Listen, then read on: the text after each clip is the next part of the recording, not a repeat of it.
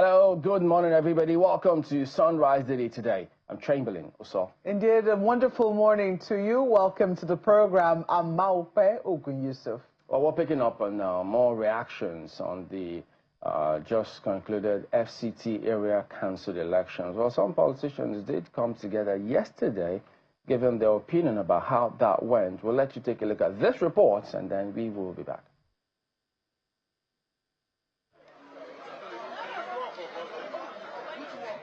The area council elections in the Federal Capital Territory may have come and gone.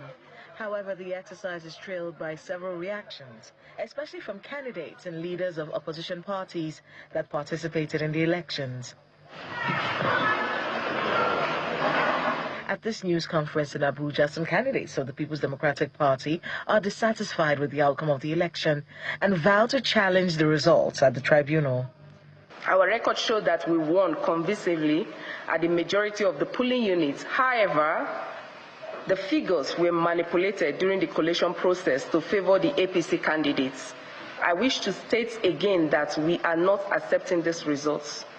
We will pursue this matter to its logical conclusion at the tribunal. The PDP councillorship candidates are not the only ones who faulted the outcome of Saturday's elections. 17 political parties participated in Saturday's elections, with the All Progressives Congress winning 5 chairmanship positions and leaving 1 seat for the PDP. Spokesperson of the Young Progressives Congress YPP and the FCT chairman of the African Democratic Congress ADC faults the election process, alleging electoral fraud by those declared winners by the electoral umpire. We discovered that poverty has been weaponized, and those who actually had the means went ahead to buy votes. We heard in a place like Abaji, vote was bought for as much as 30,000 naira. Let them go and check all the polling units. I want my polling unit, the whole of my Kabosa. At the time of about 1 o'clock, we were leading. FCT election has never been like this. However, not all of the candidates who lost in the polls are ready to seek redress at the tribunal. For me, personally, it's a waste of time going to court to say you want to go to court and what have you. The same arrangement that happened in the election is still the same arrangement that will happen in the court. Meanwhile, the APC commended the conduct of the exercise. Nigerians appreciate what's going on, and their vote and their views is what matters, not on the approximation of the summary or the expectations of just a few people who would rather see the APC suffer a defeat. We are mighty glad that we won the election in the FCT. Saturday's area council polls were conducted across the 6 area councils in the FCT, and the winners, who are mainly of the ruling All Progressives Congress, now await their inauguration by the Minister of the Federal Capital Territory. Well, yeah, there we see members of different political parties rejecting the outcome of that elections, although the electoral umpire maintained that the process was conducted in line with the law. But of course, the opposition insists that the credibility of the exercise must be scrutinized. Well, we're joined this morning by Mr. Laden Salihu, spokesperson, League of Northern Democrats. He's here to give his perspective on what he's seen transpire. And possibly, is that an indication of what is to come in terms of the performance of the electoral umpire? Who knows? Good morning. Thank you for coming on today. Good morning. Thank you for having me. I appreciate the conversation. I'd like to start by condoling the management and staff of Channels TV over the loss of, your colleague at the government house, Bochi, the cameraman Ben. I worked with him when I was chief of staff. Yeah. Very nice and very thoroughbred professional cameraman. My own condolences to you, and please extend same to the entire staff and management of Channels Television. Thank you, sir. Now to the issues of the morning. Generally, from the perspective of not only the League of Northern Democrats, but from the perspective of the ADC, where I also, operate as a spokesperson, so to say, I am disturbed by a lot of scenarios. First of all, let us look at, events leading to the elections and the pronouncements of, especially of some of the dramatis persona involved, especially the FCT minister, who foreclosed the idea of any other party winning but, the APC and his own side of the PDP maybe. And that is not good for democracy. What obtained on Saturday, Maupe and Chamberlain, to me, it is Nigeria's democracy on what? On intensive care unit. Literally, our democracy is on a life support. Why do you say so? Because, the whole setup was a caricature. It was shambolic. There was nothing that obtained there from the turnout. There is a lot of people are fatigued by the litany of irresponsible attitude of people who are in charge, who ought to ordinarily be seen to be reliable umpires that should be midwifing the system in a manner that citizens will come out and, function and participate and exercise their civil liberties. In what way exactly? Yes, when you look at the voting, in the 2023 elections across the nation, we had about 90+ million registered voters, and about a quarter of them participated in the elections.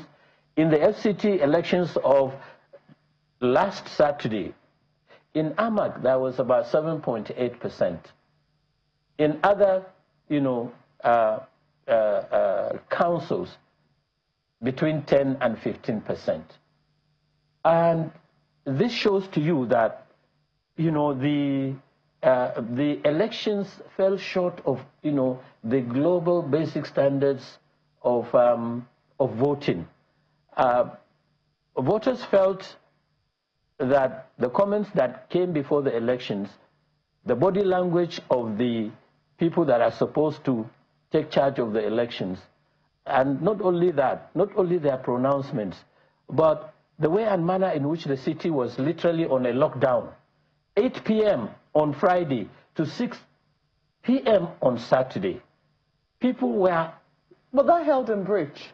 Yeah, it happened in Bridge. I was out Friday night, evening. Yeah. I happened to go home pretty late Friday evening. You can be excused and be recognized because of your personality. Yes, but I'm saying that from what we saw, it did appear that people were still going about their normal businesses on Friday evening. No, when you are coming from the arteries across the municipality, when you're coming from Kuje, you have a problem coming into the city. When you're coming from Suleja or Bwari or Nasarawa, because the nature of the population in the Federal Capital Territory is such that the more you go outside, the less you have the stress in payment of accommodation and so on and so forth. So a lot of people are registered within, the vicinity of the FCT, but they live outside. They want to come in and cast their votes. But isn't that the challenge really more about the challenge of the elections? Because from what INEC even said about the polls in terms of the voting population, the turnout, while everybody agrees that this is not the sort of turnout we should witness for, an elections like this, local elections like this, which directly concern the people. INEC says this is actually an improvement in terms of turnout over what they did the last time. Last time they said there were between 10 and 11% of voters registered. This time around it was 15% of voters registered, which is still poor by any standard, but certainly not what they witnessed the previous time. So shouldn't we look critically as to why it is apart from, you know, how people might feel about the elections, but why is it that residents of the FCT, and we can compare it with any other local council election, because in other local council elections, people do not have trust in the state's electoral commissions. But in Abuja, INEC is the one conducting the polls, and more people have said INEC should conduct local government elections. So in the FCT, where INEC conducts the election, why is it that we still witness a low voter turnout? Some people will say it cannot just be about, you know, a lack of trust in the system. It has to be more, and maybe one of it is what you've already mentioned. Yeah, I think basically a lot of people believe that, you know, the elections were literally skewed on emotions, and that probably led to it being a dress rehearsal, a mock of what to expect in 2027. And generally the public felt that there was no need for them. Those serious-minded Nigerians felt that irrespective of what obtains, the results will be the same, unfortunately. So a lot of people chose to stay at home because they know their votes will not count. Let me give you an example. In Usuma 010 polling unit, you had about 14 people that turned out. And then 5,000 people were declared to have. I mean... how is that possible? Yeah, I mean, 14 persons turned out in a polling station of about 5,000, or so to say. Yeah. And then the number of voters that were declared, I can't remember, went far beyond that. And then, you know, there's a video clip that's making round in the social media where in a polling station that you had about 300 registered voters, 213 participated, 1,215 were declared. So you have this kind of setups that gives citizens who are serious-minded about democracy concern that what played out on Saturday was just a dress rehearsal that made that will inevitably, in their own thinking and in our thinking, make a mockery of democracy, and they lived up to expectations. Yeah, but Mr. Salu, isn't it also prevalent? I mean, because lots of other people think that the opposition, at least they, to a large extent, allowed this to happen because they just got their strategy wrong. And if they had pulled themselves together, they might have performed way better because people were looking for them, but they didn't find. Okay, let me say this, Chamberlain. In the evolution of our own political culture, what I want to see obtained, you know, over the years we have always had reasons to depend solely on political parties on the days of campaign, on the days of voting. The citizen has a responsibility beyond political parties to ensure that the quality that obtains at the time of voting and counting and collation and pronouncement of results, the citizen has a responsibility. If we leave it all to the political parties put together, each one, you know, with their own agenda, you're not likely to have the kind of results that you would need. Okay, I can tell you for free that ADC won convincingly in Amag and some other, you know, councils. According to the sources that we have in the Situation Room. Look, in Maitama and Wuse and thereabout, people voted APC, and like you said, APC. I mean, voted ADC, the African Democratic Congress, all right? But then, when you had the Minister of the Federal Capital Territory on a tour, he's not a voter, he's not registered, he is not allowed by law, he's the ordinary citizen. He's just a minister sitting in. For him to be going from one polling unit to another, when that should be the responsibility of who? The INEC Commission. So did that affect the results for the he was in fact, as far as we are concerned in the ADC, he was there invigilating corruption. Absolutely. Corruption that you said in the Situation Room?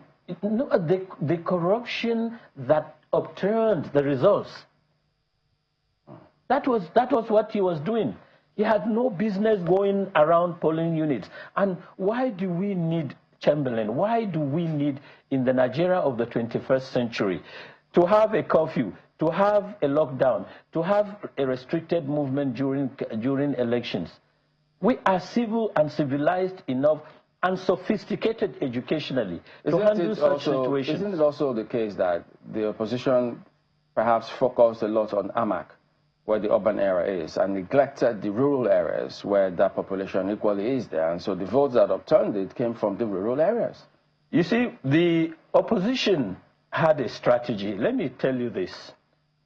We saw the attitude and the diatribes and, you know, the way the APC-led government, you know, was going about their own activities. So we just said, look, we're going to participate.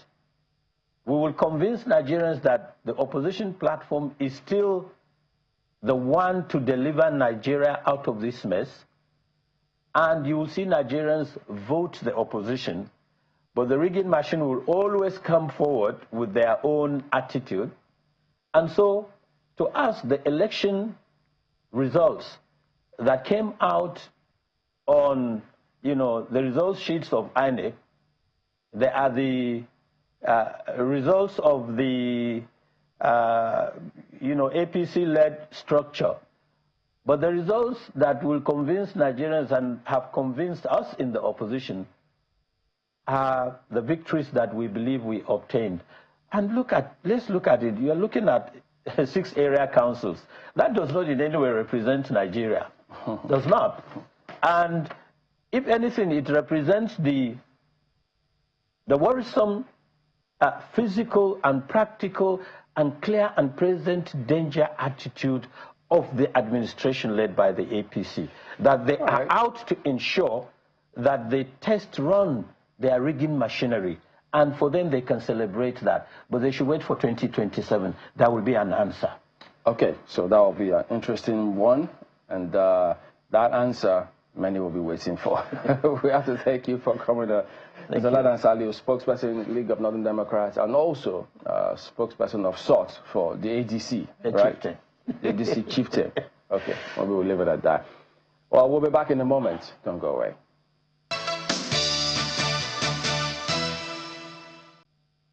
Welcome back to Sunrise Daily World. Earlier, we caught up with the Minister of Innovation, Science and Technology, Dr. Kingsley Ude, about several questions concerning Nigeria's technological future, the industries. Is it just theoretical ministry? How do we ensure that young minds, the research institutions, have a pride of place in society? Well, here is that interview and how he responded to the questions posed to him. Thank you, my brother. On assumption of office, the first thing I set out to do was to give a sense of leadership to the whole of science, technology, and innovation ecosystem of Nigeria. Because you know that the SCI ecosystem of Nigeria is not just about the Ministry of Innovation, Science, and Technology. Now, under the ministry, we have 17 agencies, and even, plus one, the executive order 5. Now, immediately I assumed office, I had to let them know, the leaders or the DGs of the agencies, that I'm going to work as a team player and provide leadership. So we started looking at the various quick wins that they had, and I began to energize them to not just do policies and set out plans, but to do clinical implementation of these policies. Now, this has transformed these agencies from just sitting down and waiting for budget to seeing innovative ways to implement some of the policies and ideas they have. So, for example, we began to bring in investors that have interest in the SCI ecosystem of Nigeria. Some of them are bringing their money, looking at some of the things that we have that can be invested in. So, for example, there's this eco-friendly stove that was invented by an agency under me called FIRO. Now, FIRO has been waiting for the takeoff fund for that. But I said, no, why wait for takeoff fund? There are people that can look into this and fund it. And we began to talk with some investors, and now investors have indicated interest and began to commercialize this, and we're into talks with the Ministry of Defense on how our defense industry can use this, because it's a portable stove, eco-friendly, and in their work in different war theaters, especially in the Northeast, they are beginning to look at how they will deploy this thing, this eco-friendly stove, to achieve the needed comfort for the men in the field. Now, this is just one of it. And then immediately again, I began to look into energizing the whole of the ecosystem, bringing the stakeholders to look into the various issues that we have in the ecosystem, because it's not just about the minister and the government, but also those that are players in the ecosystem, the industrialists. So we began to engage with them. And one of the problems we discovered is that there's fragmentation of the ecosystem. It appears government is on one side, and then industrialists and other players on another side. So that stakeholder engagement was one of the major things that we achieved. So industry players were beginning to talk to them, and they talked to us, a handshake. And one of the things that has happened is that there's beginning to be confidence in what government is doing, and also buy-in into what government is doing. And it has actually led to the industry players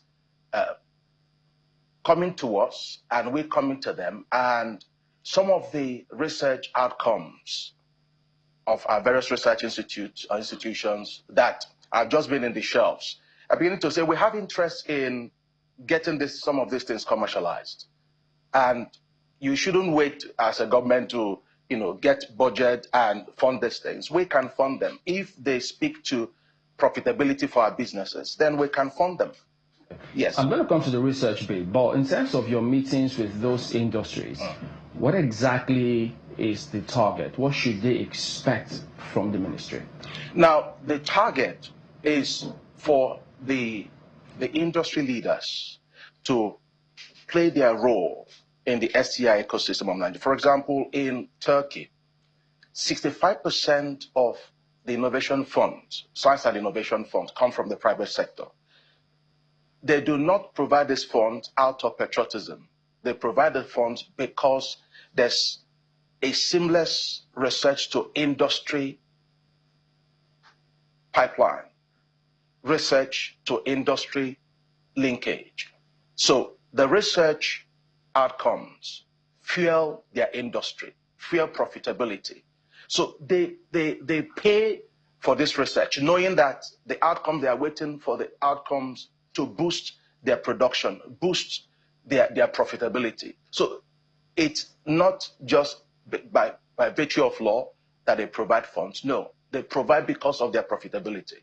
So the industry players in Nigeria, and as we're engaging them, we're bringing them to have seamless interaction with the research institute, with even our higher educational institutions, so that the educational institutions, the research institutions, do not just do research for research purpose, but they do research that are connected from the beginning to problems in the marketplace.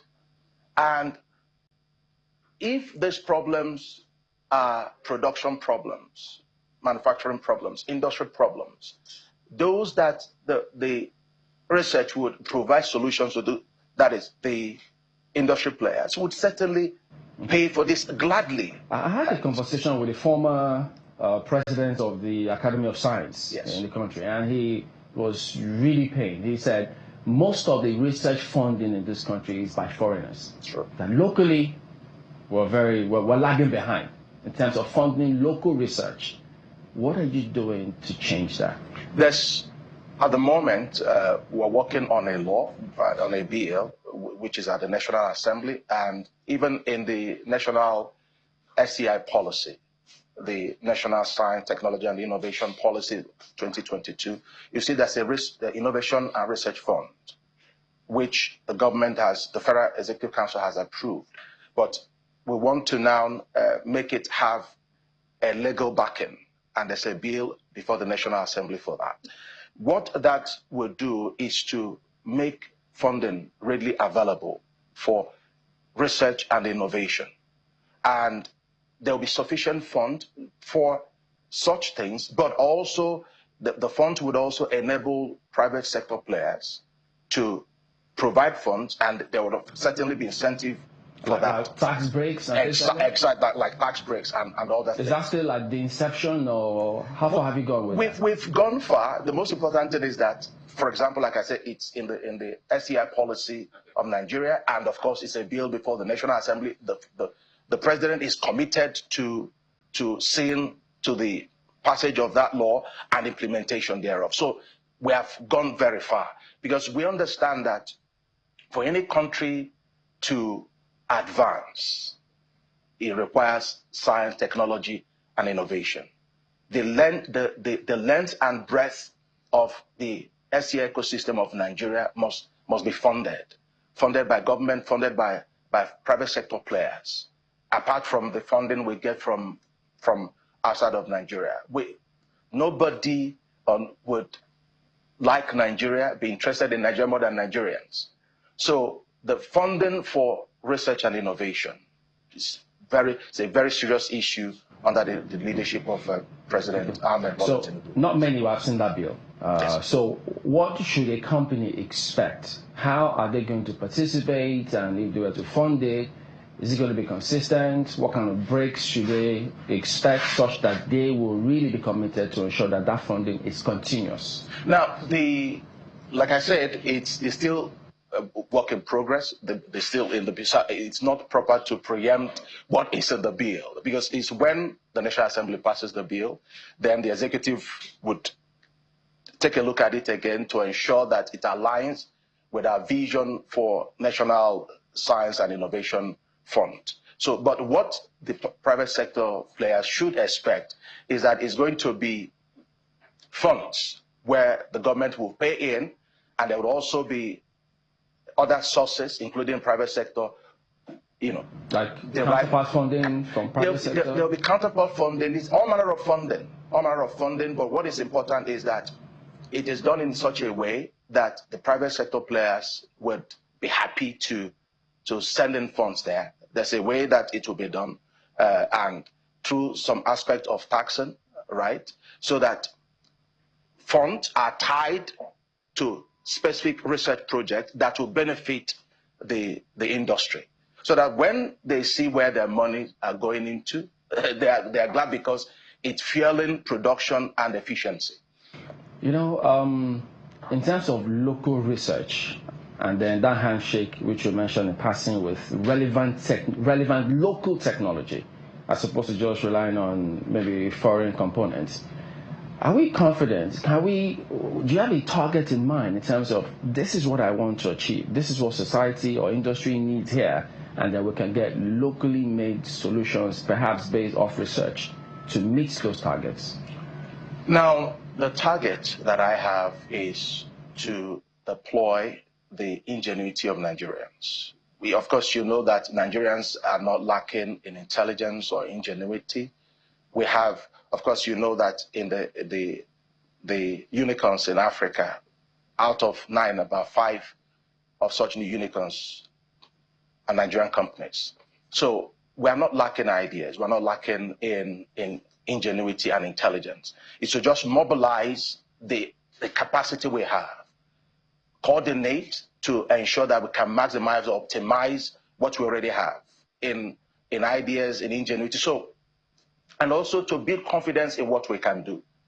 So the target is provide funding, provide governance, provide leadership to ensure that the talent that we have, the skills that we already have, we optimize them, and then we begin to produce what we use in technology, science, and innovation. We move from being importers of technology to adding value to what we have, and also producing the technology that we need in Nigeria. Now, the various international diplomatic tours that I've undertaken, engaging with investors across the world, one of the things we ensure that we push out to them as our message, that we don't want to just buy technology from you.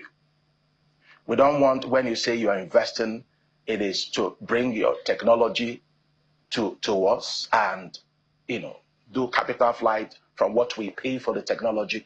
What we want when we say investment, we're ready for investment, is that, yes, you bring your technology, but it will be with intention of transferring technology to us, with intention of building the capacity of local players, those in science and technology here in Nigeria, to learn the skills, increase in their technology and science skills, to adopt those technologies, and also strengthen what we already have in Nigeria. Like I said, our fintech is quite robust, right? So some of them that we're talking about, playing in the space ecosystem of Nigeria, in our cybersecurity and all. So we made them clear, this clear to them.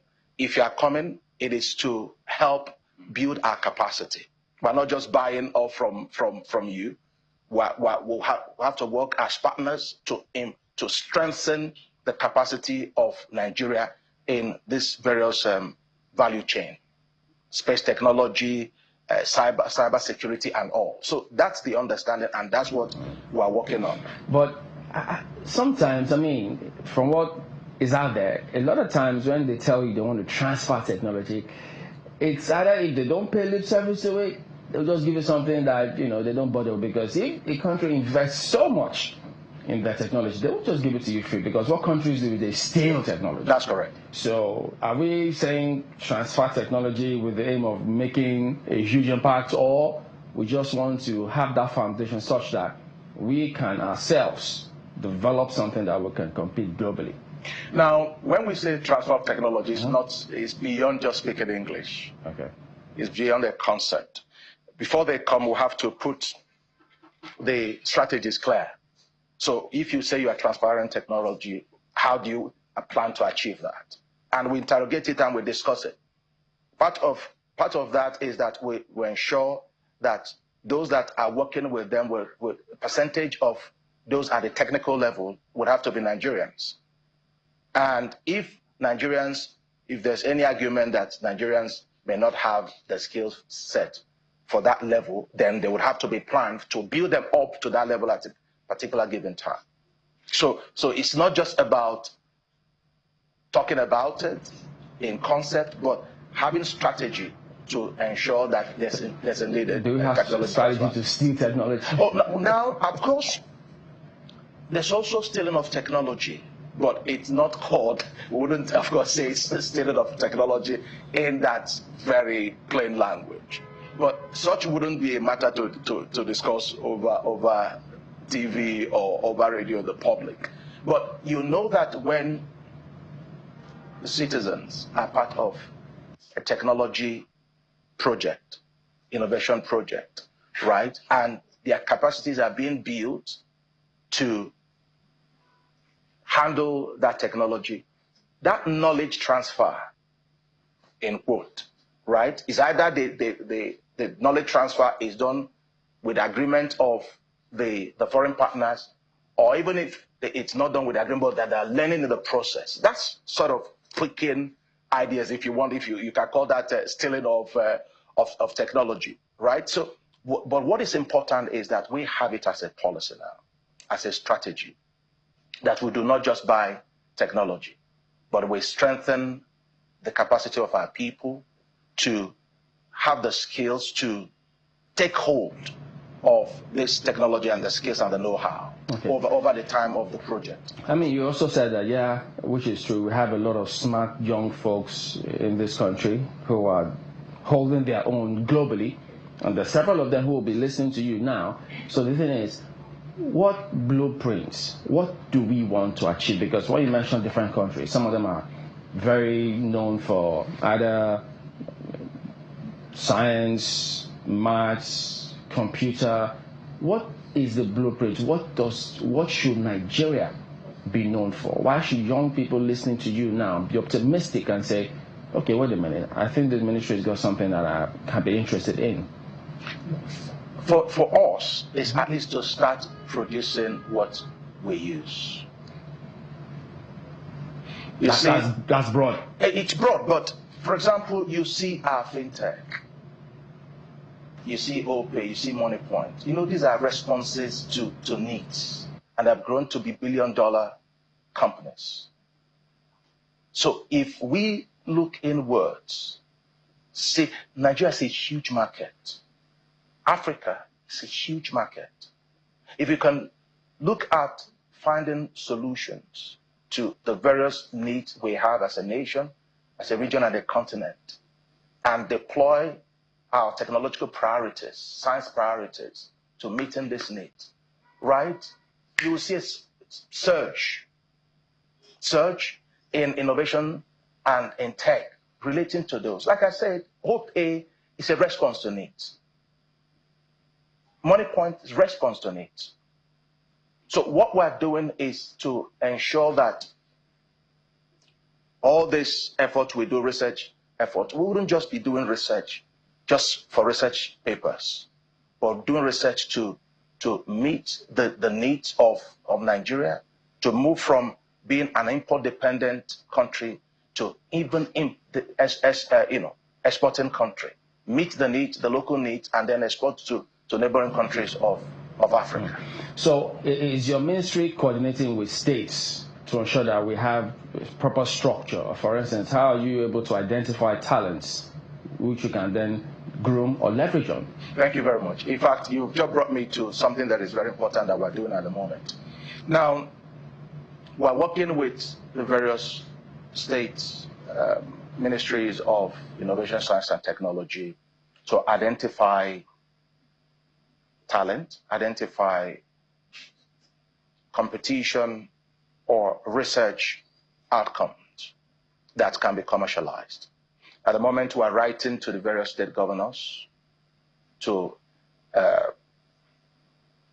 invite our counterparts in the state, even from the education ministries, to come for discussion on what we're already working on the blueprint of, which is the various research institutes in each of the states, various higher education institutes. Of course, these institutes or institutions have been doing research for years, right? So within the state and their institutions, working with the ministries of the state ministries of innovation, science, and technology, and this research institute, we're beginning to identify the research outcomes that are commercial, that can be commercialized, that have commercial viability. Now, when these are identified, right, the state ministries would send this to us and would look at a date where we'd come and look at these various research outcomes that can be commercialized. And from the various packs they have, we identify the best of them. And as we're going for this interaction, industry players would also be, you know, this program, US program that is called Shark. Right. So, because we're not looking at commercializing them as a government, because it wouldn't really work. It's to support the industry, to connect them with this research effort, to see where it fits in within their program for scaling of production, profitability, and others. And when they see the opportunity in the research outcomes to improve their business, right, certainly they would want to partner and fund.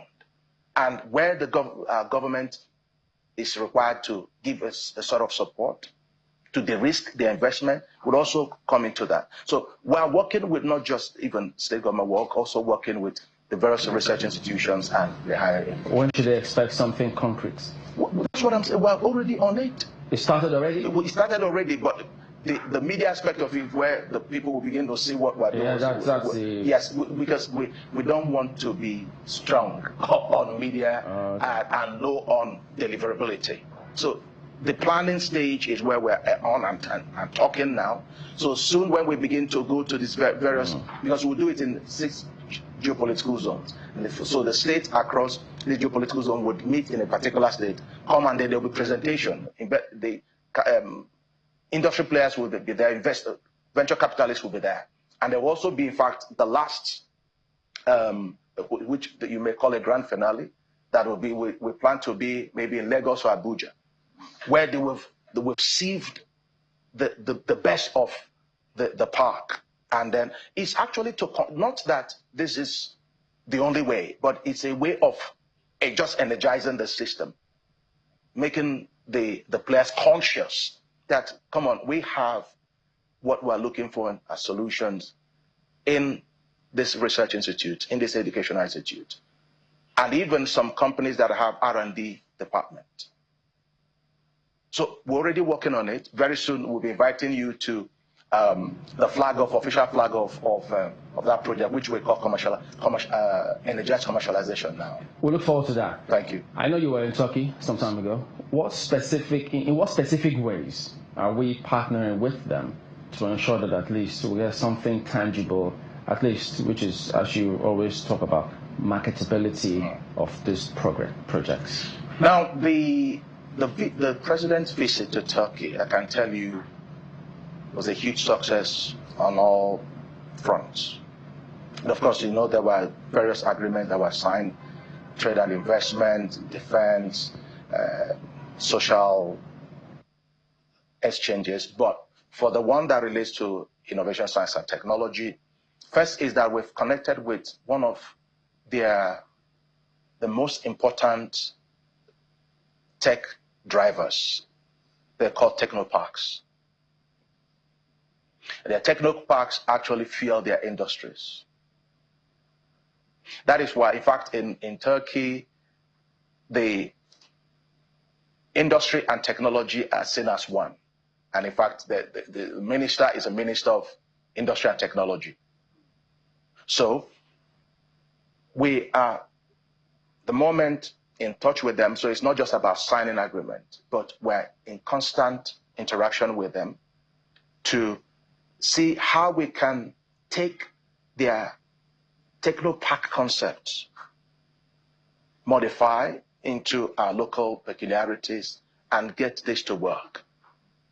Turkey is almost, according to the statistics from what we got, about 80% tech sufficient across all their various sectors, the technology they need across their sectors: space, defense, cybersecurity.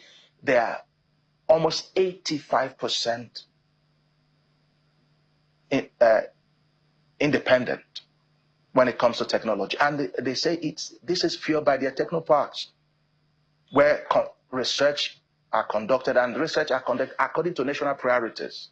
Where do we want to go in so number of years in space industry?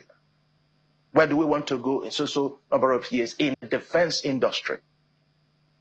And they connect that priority, that vision, or those visions, to their technoparks that begin to research continuous. Of course, it's a continuous research. They're working on researching and improving.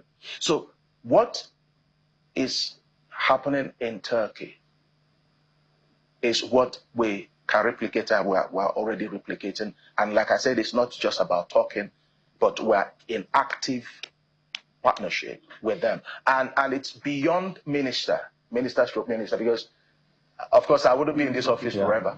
So we're connecting from the policymakers level to the list of civil servants that are involved in the counterpart ministries.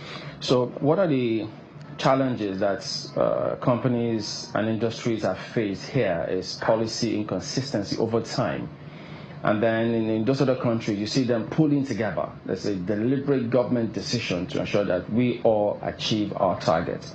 But here, even some of the companies, industries we have here, they don't get the kind of support they require from governments over time.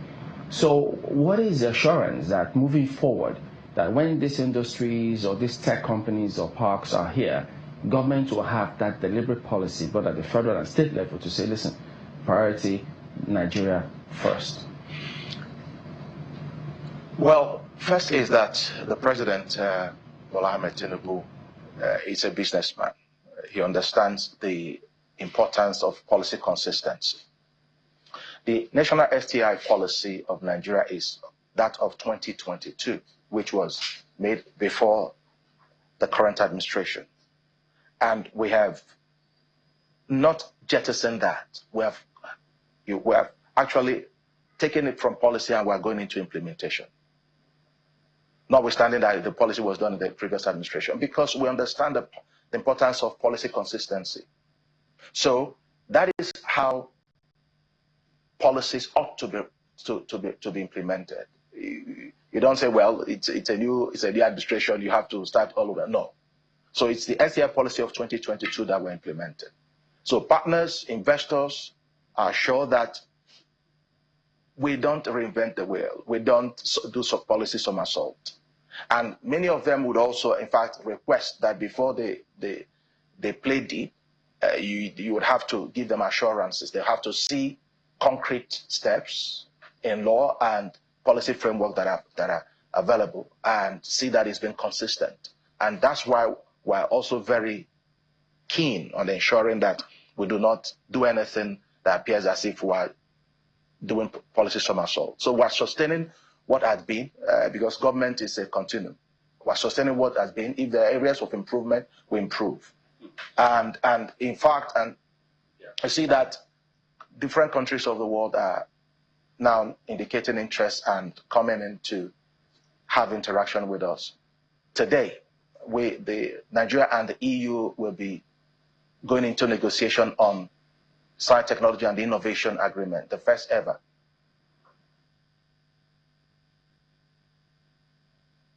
All right, yeah, that part of the EU, if you did catch our news bulletins, you might have seen that yesterday. But yeah, that was an interview we had with the Minister of Innovation, Science and Technology, Dr. Kingsley Ude, Senior Advocate of Nigeria. But clearly he knows that there's a lot of attention, a lot of expectations about that ministry, such that it doesn't or shouldn't just be theoretical. They need to apply a lot to practice in terms of commercializing research, as he's talked about several times. And then, some of the interesting parts there is local research. How do we ensure that we have research that benefits industries here? So a job of work he's got on his hands. Indeed, and I think the next couple of years, a lot of Nigerians will be looking to see the results of some of the plans that he has already enumerated in this particular interview. Well, yesterday there was a fire incident in Lagos, the airport, that's the Murtala Mohammed International Airport, and incidentally, isn't that where the reconstruction is going on? I know that they did tell us that if you have to make your way there or use the airport, just give it a little more time, some more hours, because traffic will back up. There's a lot more that has to happen. But the fire incident, thankfully, is being contained and normalcy has returned. But I don't know if to call them lessons learned or things that need to improve as quick as possible in terms of response times, how we respond, the equipment, the facilities we've had to address some of these key challenges. Look, broadly speaking, emergency services in the country need a huge overhaul, massive one as a matter of fact, because we do have a challenge. It's an area that we're challenged. And I haven't actually, well, I stand corrected, but I haven't seen deliberate attempts or rehearsals or things to ensure that we are giving it the pride of place in terms of the kind of concern that we should have, and see how we are deliberate about all of those. It just appears as though, well, we'll take it as it goes. Well, Timling, in fairness, at least all of the airports across the country, one of the things you notice when you get there is that they have a working fire station. And thankfully, this is the international airport in Lagos. The fire truck we see there clearly belongs to FAN. So they do have an emergency response unit. Now, if they were not able to deploy on time, there'll be questions asked.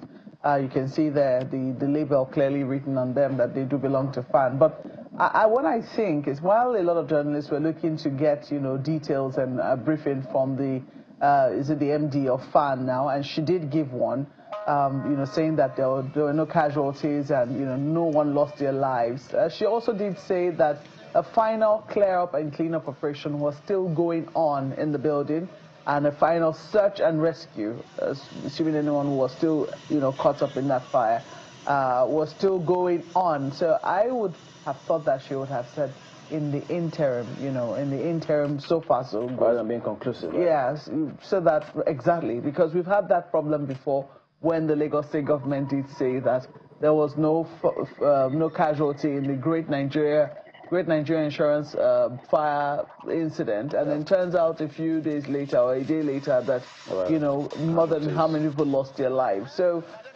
this was pretty serious. I do hope that they're able to get to the root of what caused this fire in such a way that they're able to prevent it. We saw the professionalism of our airport staff on play yesterday, because we understand that the flight, some of them had to be diverted. She did say, as the MD of FAN said, one of them was diverted to Abuja, another diverted to Malabo, because some planes could not land there yesterday. I wonder what, that must have been some sort of, inconvenience for those who had to land in Abuja who thought they were going to land in Lagos. But I'm sure that rather that minor inconvenience to having to walk or land in a fire. They did not fly all that way to come and land in a fire. But I think the minor here is usually major. If you look at the hassles you have to put yourself through. Because, unfortunately, I don't think we got that visuals where the water that they were using there was way off mark in terms of its target. But who said that? Yeah, the images are out there. The water was way off mark. Well, there's a way they go about this thing. Tell me, what do people know about firefighting? That way was. They should leave the firefighting to the professionals. No, don't let me speak Yoruba. We know the way. That way was not the way. They should leave it to the professionals because they certainly have their ways. And this certainly looked like a major inferno. Look at the amount of smoke billowing out of that building. But it's good to know that. I didn't see what caused it, though. They will investigate. I believe that today we should get a clearer picture on what really transpired, and we should be able to get a very clear message on what caused this fire and how it spread so quickly and what needs to be done to make sure that it doesn't happen again. All right, there you go. That wraps it up today on the program. We do thank you all for watching. We'll see you tomorrow. I'm Chamberlain Asok. Goodbye. Thank you. I'm Maupe Ogun Yusuf. Do have a great day.